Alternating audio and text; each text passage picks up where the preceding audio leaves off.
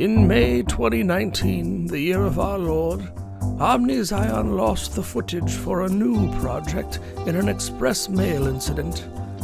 Thus began Chad's 3-year journey to find the lost footage. Little did he know that his return trip would also take 3 years. He did not make it. However, this didn't stop him from fulfilling the vow he had made to finish this project, be it alive or dead. This is that project.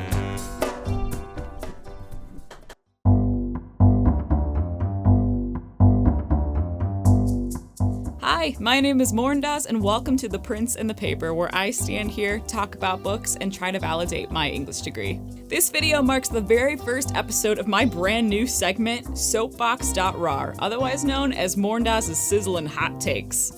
In this segment, I'll be airing my own thoughts, arguments, and grievances regarding literature as opposed to explaining the generally accepted literary canon of a certain title. I'll talk about my favorite books, my least favorite books, why I can't stand Ernest Hemingway. It's less of a lecture and more of a casual powwow, just between us friends. I'd like to kick us off by talking about something that I loved bringing up during Socratic seminars. It's absolutely okay to not like classic novels. What did he say? But Morndas, what do you mean by classic novel? Well, to put it simply, I mean books that are old and famous. Books that you were probably assigned to read in grade school, like The Great Gatsby, Animal Farm, or Gulliver's Travels. Alright class, don't forget your Catcher in the Rye essays are due tomorrow. 47 sources minimum, only 2 of them can be online, and at least 1 has to come from a dusty corner of your grandparents' attic. Books that people say are supposed to be great. And let me tell you, as a former English major, I met plenty of these people. I just don't get why there's so much Shakespeare on the syllabus. So irrelevant. Hey, you guys want to watch She's the Man? Now, if you truly love classics like Wuthering Heights or Lord of the Flies, then by all means, love them. My argument isn't that you shouldn't like these kinds of books. My argument is that you shouldn't feel obligated to like them just because they're classics. Because guys, let's face it, some classics are bad. Those words, is it possible to use them in a sentence together like that? Come on, don't sit there and tell me that you got through anything written by Charles Dickens without wanting to summon his ghost just to scream at it Jacob Marley style. These books are old, and language evolves. Words and phrases fall in and out of use. In fact, many words these authors used are now considered offensive. Things that were relevant 100 or 200 years ago may not hold the same relevance today. There are plenty of reasons why one might pick up, say, Great Expectations and find it to be a boring chore. Boring chore! A lot of these older titles are also real problematic. Take a look at your class syllabus. How diverse is it? All right, 18th century, we've got Daniel Defoe, Samuel Richardson, Jonathan Swift, William Blake. Professor, had women been invented yet? No, please, tell me. Nothing would make me happier than seeing a syllabus with authors of varying identity groups.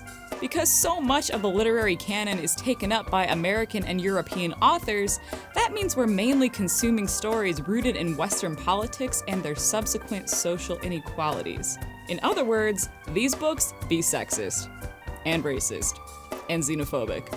It's no mystery why so many classics are difficult to digest. But you really don't have to have a long-winded academic reason for disliking a certain title. Contrary to what fandom culture may tell you, you can dislike things for no real reason at all. Unfortunately, just because something is bad or you just plain don't like it doesn't mean it isn't important. Like, reading a Hemingway novel might make me feel like I'm trying to dry swallow a big pill, but that doesn't mean Hemingway's work isn't important to understanding the fabric of American literature. You know, the whole "I'm not great but I'm convinced I am" thing, but that's for a separate video. I think this goes for all forms of media. Whether you're reading a book, watching a movie, viewing a piece of art, or anything else of the sort, it's okay not to like it. You wouldn't think that something like this needs to be said, but it does. You don't have to like the Beatles. You don't have to like the Mona Lisa. But just like how the Beatles continue to influence music today, people like Shakespeare, Poe, and Austen continue to influence all sorts of media we consume. But more than that, these creators are a part of history, and if you're the analytic type like me, you don't always read stuff because you like it. You read it because it's culturally important.